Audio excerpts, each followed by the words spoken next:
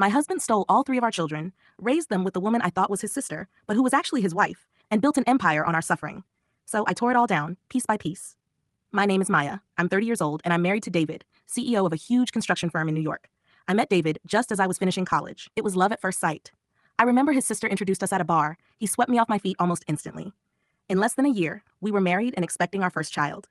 David was sweet, always taking care of me, and his sister practically moved in with us. They both fussed over me constantly, and I felt like a real princess. I left everything in their hands, from choosing the hospital where I'd give birth to who would be in the delivery room with me. I was estranged from my own family, except for my grandmother, who was nearing 80 at the time, so it didn't really bother me. On the day of the delivery, I only got to hold my baby for a split second before the nurses took her away. I wanted to name her right then. Faye, I told David. I want to name her Faye. He just nodded and walked away with the nurse and his sister, leaving me with the doctors. I didn't think anything of it. I assumed he was just excited about the baby. The next time I saw David was when he walked back into the room, holding the baby, looking furious. She's dead, Maya. Our baby is dead, he said, with what I thought was real remorse at the time. My heart broke into a million pieces right then. I held my dead baby again, only this time she wasn't breathing. How? What happened?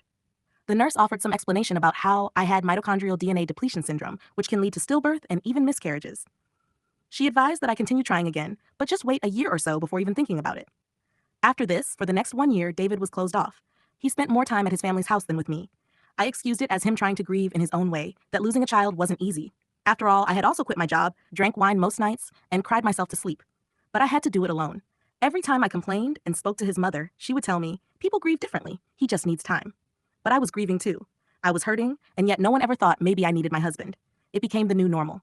I saw the mailman more than I did my own husband, and just like that, our marriage felt like it was over. Until one day, his mother sent me a text out of the blue. Hey Maya, I know David has been acting off a lot, and I spoke with him. It's been over a year now, and he's just in over his head. But I think it's best if you both try for another baby now. I'm sure it will bring both of you closer. I stared at my phone, unsure if I had read it correctly. In the last 9 months since we lost our baby, David had barely said a word to me, barely came home, or even checked to know how I was doing. And yet, the minute his mother decided she would get involved, it was all about us trying for another child. I spent the rest of the night thinking about it, unsure of what to do or say, but a part of me still wanted this to work. Getting married, finding someone you love, and getting struck by a type of grief neither one of us knew how to process. So maybe I was overreacting. Maybe this would be a way to heal and fill the hole we both had inside us. After a few back and forths and multiple meetings with his family, David was back home. Of course, he promised to be more open about how he was feeling, to not isolate as he normally did growing up, that his father had raised him to bottle it up, deal with it privately. Men are not supposed to show emotions. David, I'm your wife, your partner. I should know what is going on with you. You don't have to hide from me. That night, David and I made up, had sex like we used to, and spent the night feeling like the dark cloud over our marriage was gone. By the next morning, I took a pregnancy test. It was negative. It took a few more tries, but eventually I got pregnant with my second baby. At first, everything seemed different. David and his family were all over me, calling, checking in, making sure I was comfortable. The care and attention felt almost overwhelming after the silence that followed our first loss. I wanted to believe this time would be different. By the time I reached my 8th month, I was already on edge. Every cramp, every twinge sent a wave of panic through me. The fear of losing another baby was a constant shadow that followed my every step. One night, that fear became a reality. My labor started early, far too early. The hospital room felt colder this time, the monitors blinking like ominous warnings. I held my breath as doctors rushed around me, but deep down, I knew the outcome before it even happened. Once again, I lost my baby, and with her, a part of myself shattered all over again. The minute the doctor came in and said the baby didn't make it, my world fell apart. I looked up, searching for David, but he was already walking away. I called his name, my voice trembling and desperate, but he didn't stop. I called again, louder this time, tears blurring my vision, but he never turned back. His sister ran after him, saying to me, "Don't worry, Maya, I will bring him back." Neither one came back. I called an Uber from the hospital, my hands still shaking, my heart heavier than ever. The ride home felt endless. The city lights blurred past the window, but all I could think about was the empty house waiting for me. When I finally stepped inside, the silence was deafening. David's things were gone. His clothes, his shoes, even the little things that made the place feel like home, all packed away, vanished. The air felt colder, emptier, like a ghost had taken up residence. Then my eyes caught the envelope on the kitchen table. My name was written on it in David's familiar handwriting. I hesitated, my chest tightening, but I couldn't ignore it. I opened it slowly and my heart sank. Inside was a divorce letter dated months ago, right around when I first found out I was pregnant. He had planned to leave me before I even knew I was carrying his child. I called David that night, my voice trembling with anger and hurt, but he didn't answer. I called again and again, desperation creeping into every ring. Hours passed, then days, and still no response. Every message went unread, every call ignored. The silence was deafening. Finally, his mother reached out, not with comfort, but with cold dismissal. "Just sign the papers, Maya, and stop being difficult," she said. Difficult? How was I being difficult when the man I married couldn't even show up when I needed him most? How was I being difficult when all I wanted was a simple explanation? Why had he signed divorce papers at the same time I told him I was pregnant? I was drowning in questions, abandoned by the people who were supposed to love me. How was I being difficult for wanting the truth? Tired of waiting for answers, I remembered an app I downloaded the last time David disappeared for days. Desperate, I used it to track him down. My heart pounded as I followed the location to a quiet suburb. I parked a little distance away and watched from behind the trees. There she was, his sister, Clara, playing with a little girl who looked about the same age my first baby would have been. I froze, unable to believe what I was seeing. Then, the door opened, and their mother stepped out holding a baby. David appeared beside her, and without hesitation, he kissed Clara on the lips, right there, like they were lovers. My chest tightened, the pieces falling into place with brutal clarity. The family I trusted had been living a lie, and I was the one they'd thrown away. I tried so hard not to lose control. My hands shook, my breath caught in my throat as I stared at them, the two people who had torn my world apart. I felt like I was drowning in a storm with no way out. My mind screamed at me to run, to yell, to break everything, but I held myself back. Barely. The drive home was a blur. Every red light felt like a lifetime. The silence in the car was suffocating. When I finally stepped through the door of our apartment, the floodgates broke. I screamed, a raw, guttural sound I didn't know I still had inside me. I threw whatever I could get my hands on, smashing glass, shattering memories that once meant something. Plates crashed, lamps tumbled, and the walls echoed with my pain. Exhausted and hollow, I collapsed onto the floor and cried myself to sleep. When I woke up the next morning, the haze of anger and despair still clung to me. For a moment, I thought it was all a nightmare, that none of it was real. But then I reached for my phone. There it was, the picture I had snapped without thinking the night before. David kissing his sister, the child in their arms, the lie I never wanted to believe. Staring at that photo, everything inside me snapped.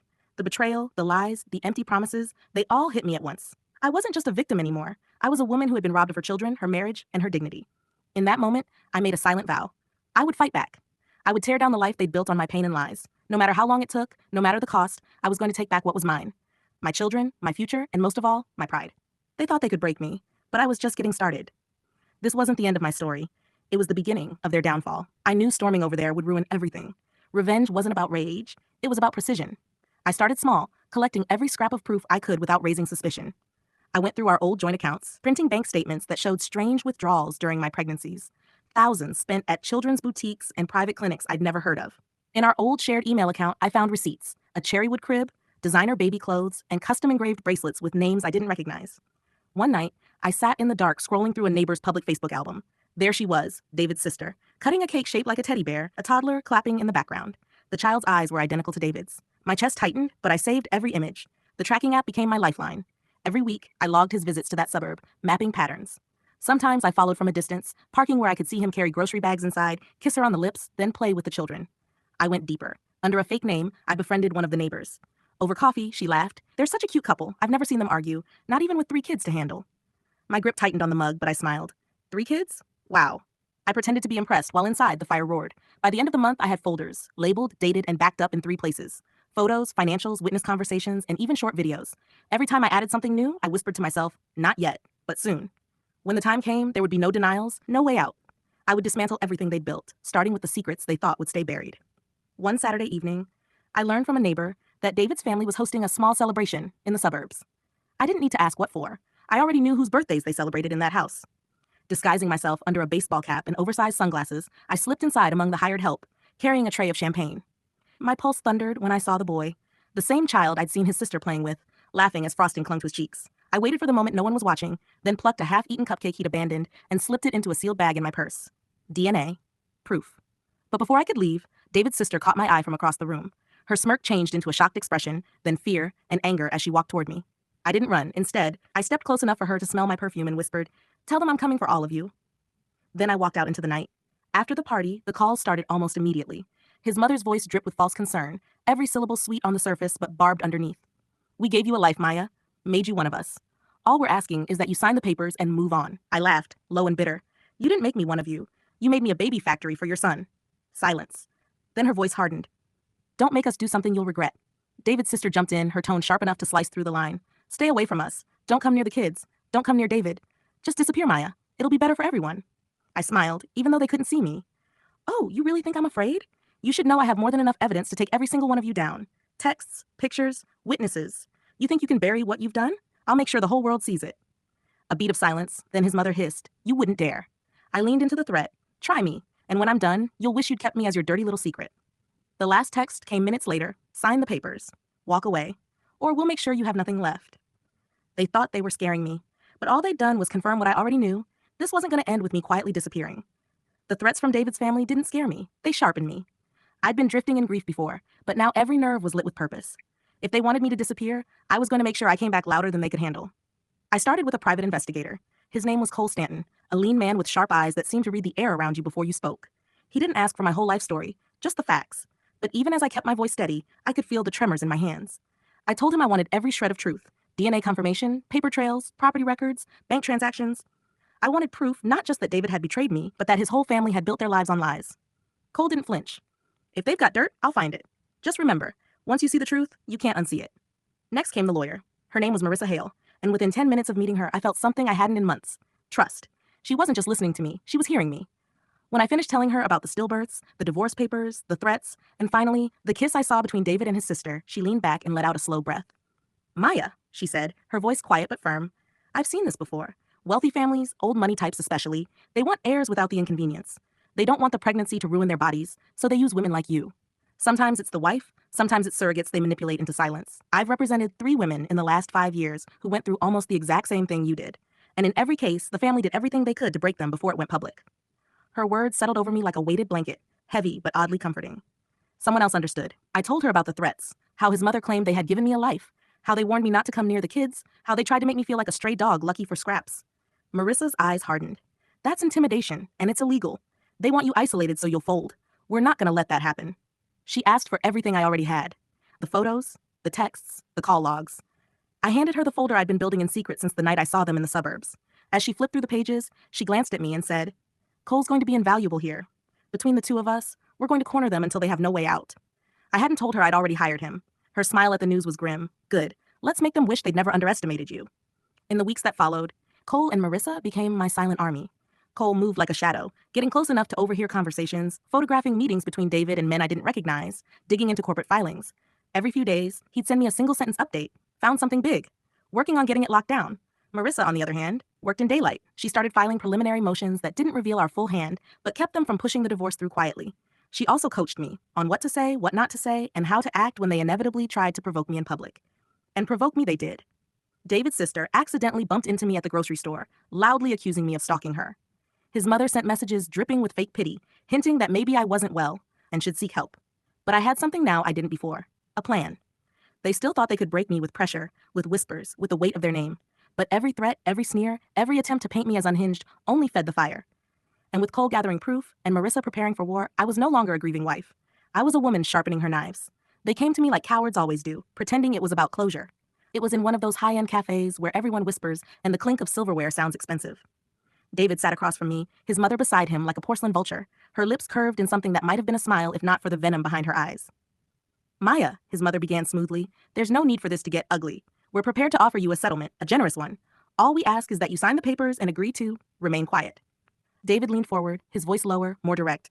Just tell us how much you want. Everyone has a number. I let the silence stretch. My coffee had gone cold. My hands shook, but not from fear. Everything you have, I said finally, wouldn't even begin to be enough. His mother's eyes narrowed. David's jaw twitched. Then, before I could even process it, he was on his feet, grabbing my wrist hard enough to make me wince. Don't be stupid, Maya. You're playing a game you can't win. That's when he appeared. Cole. He walked up casually, bumping David's shoulder with just enough force to break his grip on me. Oh man, sorry about that, Cole said with a sheepish grin before turning to me. You again? Seriously? Following me around now? I blinked in confusion, but Cole didn't stop. Listen, folks, he told the other tables. She's my ex-wife. Can't accept the divorce. Always showing up, causing scenes. The other customers started murmuring. A waitress lingered nearby, uncertain whether to step in. Cole kept his voice calm, almost bored, and the entire interaction looked exactly like an embarrassing public spat, nothing more. David, embarrassed and annoyed, shoved past him and stormed out, his mother trailing behind. They didn't even notice Cole had his phone angled just right the entire time. When they were gone, Cole slid into David's empty seat, his casual act vanishing. Got it all, he said, tapping his phone. It's going online tonight under a ghost account, but that's not why I'm here. My stomach tightened. What is it? His voice dropped. I've been digging deeper. And what I found? Maya, it's worse than you think. I leaned forward, bracing myself. They didn't just take the kids, they forged the deaths. Your babies were never stillborn. They swapped them with stillbirths from other mothers and falsified all the paperwork. The DNA tests? They confirm you're the biological mother of all of them. The world seemed to tilt. My breath caught in my throat, but Cole wasn't finished. And that medical condition they claimed you had, the one that supposedly made pregnancy dangerous for you, doesn't exist. I had a specialist review your records. You're perfectly healthy, more than capable of carrying children. I pressed a trembling hand to my mouth. My mind raced, replaying every appointment, every quiet, condescending look from David's mother, every whispered, "It's for your safety." Cole's expression hardened. "It gets worse. They took some of your eggs and had them frozen, not just as a backup for themselves. They're part of a network, an elite circle that trades genetic material. Some of your eggs have been earmarked for their friends. And the hospital? Sponsored by this group. It's their playground." "You weren't the only one, Maya. There are dozens of women being used. Sometimes for surrogacy, sometimes for things I won't even say until I've got every shred of proof." The room felt smaller. My skin crawled. I wasn't just a victim of my husband's betrayal. I'd been part of an operation. Cole leaned closer. "They think they own you, that you'll roll over once they dangle money in your face or make threats. But I've seen these people go down before, and the only way it happens is with airtight evidence and legal firepower. Maya, you need a lawyer." A bitter laugh escaped my lips. "I already have one." His eyebrows lifted. "You do?" I nodded. "Marissa Hale. She's been with me since before you started digging, and she's as ready for a fight as I am." Cole sat back, his grin sharp and approving. "Then it's time to bring the team together." For the first time since this nightmare began, I didn't feel like I was standing alone in the dark. I had the truth. I had allies. And the people who thought they could steal my children, my body, and my silence were about to learn the cost of crossing me. The cafe was quieter than I expected for a weekday afternoon. A muted hum of conversation, the clink of spoons against coffee cups, and the faint scent of roasted beans filled the air. I sat at a small table near the window, my fingers wrapped tightly around a mug of lukewarm tea. Across from me sat Marissa Hale, the lawyer who had become more than just my legal counsel. She was my anchor. The door chimed softly, and my heart jumped. In walked Cole Stanton, slipping into the seat beside me without a word, but with that familiar sharp look in his eyes. I felt a flicker of hope and anxiety collide inside me. "Glad you could make it," Marissa said, offering a small, encouraging smile. Cole nodded, pulling out a slim folder from his bag and placing it on the table. "I've gathered everything we have so far. Documents, photos, recorded conversations. You name it, but this." He tapped the folder. "This is the key." Marissa leaned forward, scanning the top sheet. "The hospital records?" "Not just the records." Cole's voice was low. "We've got proof they forged the death certificates. There are discrepancies in the paperwork, different signatures, altered dates, even medical scans that don't match what the hospital reported." I swallowed hard. They lied. They stole my babies, and they thought I'd never find out. Marissa's eyes darkened with resolve. "They underestimated you. And now, so will the court." Cole opened his laptop and pulled up a video. It was shaky, filmed from a distance, but unmistakably clear. David and his sister at that cafe, the moment Cole accidentally bumped into them. David's face twisted with anger as Cole played the role of the oblivious ex-husband. "See, we've got them on tape playing dirty, and you've got the proof that you're the biological mother." I felt tears prick my eyes. Why would they do this to me? How could they? Marissa's voice was calm but firm. "Because they wanted control. Of you, your body, your children. That hospital, it's part of a larger network where they manipulate women, freeze eggs, and hide behind their wealth and influence. You're not the only one, Maya, but you will be the first to take them down." Cole nodded. "And we have the dirt to make sure they never touch you or your kids again." Marissa reached across the table, placing a steady hand over mine. "We're not just fighting for your children's safety anymore. We're fighting for your dignity, your freedom." I drew in a shaky breath. "What's the next step?" Marissa smiled, pulling out a legal pad. "First, we file motions to freeze their assets and halt any divorce proceedings. We need to secure your rights and protect the children's identities. Then, we prepare for a full-scale investigation and lawsuit. Fraud, kidnapping, abuse of power." Cole added, "I'll continue surveillance, dig into their connections, and get us more evidence. We're building a case that's airtight." I looked between them, feeling a surge of strength I hadn't known I possessed. I felt so powerless for so long, but with you two, maybe this nightmare can end. Marissa gave me a reassuring nod. "It will, and we'll be with you every step." Cole closed his laptop. "This is war, Maya, but it's one you don't have to fight alone." For the first time since this all began, I smiled. It wasn't the fragile smile of a woman holding on to hope. It was the determined smile of someone ready to take back her life. Together, we stood up, ready to face whatever came next. The fight wasn't over. It was just beginning. The next morning, the weight of what lay ahead settled over me like a heavy fog. But there was no time to hesitate. Marissa called first thing, her voice sharp and commanding. "We're filing for a temporary restraining order to keep David and his family from contacting you or the children," she explained. "It's urgent. We'll also ask the court to freeze any assets that could be moved or hidden." I nodded. The legal terms still foreign, but the stakes crystal clear. "What about the divorce papers? They already have one signed." "We'll file a motion to challenge its validity," Marissa said. "If we prove forgery or coercion, it won't stand. And with the evidence you've provided, that shouldn't be hard." Soon after, Cole updated me with his findings. "David's been moving money through shell companies. I've traced transfers to a few offshore accounts. Nothing illegal on paper, but it's designed to keep the funds out of reach. We're subpoenaing records and working with forensic accountants." I felt a rush of adrenaline. They weren't just lawyers and investigators. They were my shield and sword. Weeks blurred into a whirlwind of filings, hearings, and sleepless nights. The courtroom was cold and intimidating, but Marissa's confidence never wavered. At one hearing, she confronted David's attorney with evidence of the forged documents and the swapped death certificates. "Your client has built his life on lies," she declared. "This court will not stand for fraud, kidnapping, or abuse of power." David sat stiffly at the defense table, his eyes cold but wary. I caught his glance once, a flicker of fear masked by arrogance. Outside the courtroom, Cole reported new discoveries. The The hospital is a front for their network. I found communications linking key staff to David's family and their elite circle. Some patients report unusual medical procedures, secret embryo transfers, you name it. The legal battle wasn't just about my marriage or my children anymore. It was exposing a dark web of exploitation, and the stakes couldn't be higher. Each motion Marissa filed pushed back against their attempts to silence me. They responded with threats veiled as warnings, but I was learning to steel myself. With every courtroom victory, however small, I felt the scales tipping. One day, after a grueling hearing, Marissa and Cole sat with me in a quiet cafe. Marissa's eyes were bright with determination. "We're going to file a class action suit soon," she said. "You're not just fighting for yourself, Maya. There are other women, others who've been used and silenced. This could be the beginning of something bigger." Cole nodded. "And I've got more on them. Phone records, secret meetings, even financial ties to politicians who've kept this hidden. We're tightening the noose." I felt a fierce pride swell. The woman they tried to break was fighting back and pulling others with her. But this war was far from over. David's family was ruthless, wealthy, and deeply connected. They pushed back hard, filing counterclaims, using media contacts to smear me, and trying to delay proceedings. Yet every step of the way, I wasn't alone. Marissa's unwavering advocacy and Cole's relentless digging made me stronger. Their partnership was the armor I needed. The morning of the final hearing, the courthouse buzzed with an energy I had never felt before. Reporters whispered in corners, cameras peeked through doorways, and the weight of the moment pressed against every wall. Marissa, Cole, and I arrived early, the three of us a quiet force of determination. We had prepared for months, evidence lined in thick folders, witnesses ready, and the truth burning in our veins. But nothing prepared me for what happened next. As the courtroom doors opened, a group of women entered together, strong, silent, and resolute. Each one carried the heavy weight of her own story, scars that mirrored mine. Women who had been used, silenced, and betrayed by the same elite circle David's family belonged to. Some moved with fragile strength, others with fierce fire in their eyes. David's face paled when he saw them. A flicker of panic broke through his carefully composed mask. His mother and sister shifted uncomfortably beside him, whispers turning to murmurs of alarm. The judge called the courtroom to order, but the air was electric with tension. Suddenly, the women began to speak, voices rising in a chorus of accusation. They told of stolen babies, forced pregnancies, secret egg harvesting, and lives shattered by lies and greed. One woman's voice cracked as she recounted her sister's death during childbirth, how her eggs were harvested in secret, used to create children without consent, while a small, hushed burial was arranged for the family. Her husband had vanished, swallowed by the shadowy network that ran the hospital and its dark experiments. The courtroom erupted into chaos. David tried to interject, but his words were drowned out by the flood of testimony and outrage. Marissa stood, her voice cutting through the noise. "Your Honor, this is more than a custody dispute. This is a systemic abuse of women's bodies, an orchestrated conspiracy involving this hospital, this family, and those who financially back them. We moved to add a class action suit representing every woman wronged by this corrupt system." David's lawyer's confident smirk faltered. He whispered urgently to his client, who sat frozen, eyes darting as the weight of the accusations crashed down. After a tense recess, David's lawyer approached Marissa with a proposal: settlement. "We want to avoid a prolonged trial," he said, voice cautious. "Name your price. We'll discuss terms." Marissa's eyes didn't waver. "We have demands. I will confer with my clients and send you our demands."